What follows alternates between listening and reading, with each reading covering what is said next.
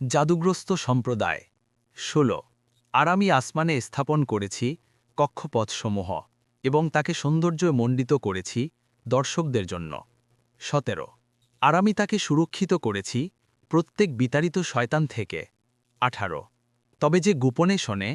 তৎক্ষণাৎ সুস্পষ্ট জ্বলন্ত অগ্নিশিখা তার পিছু নেয় ১৯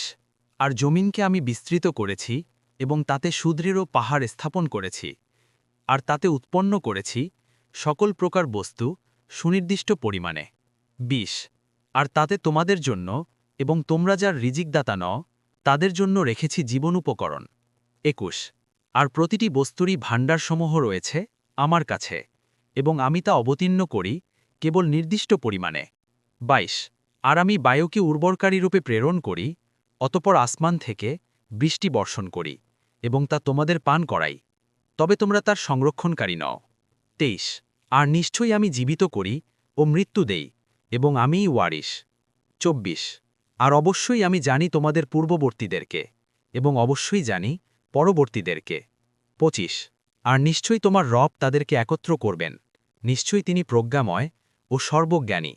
২৬ আর অবশ্যই আমি মানুষকে সৃষ্টি করেছি শুকনো ঠনঠনে কালচে কাদামাটি থেকে